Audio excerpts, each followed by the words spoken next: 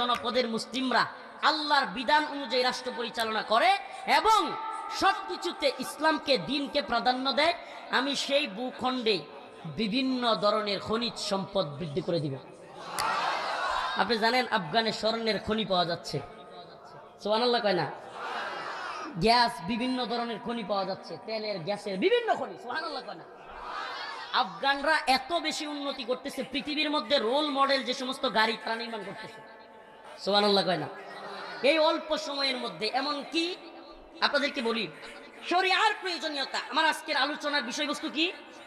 শরিয়ার প্রয়োজনীয়তা।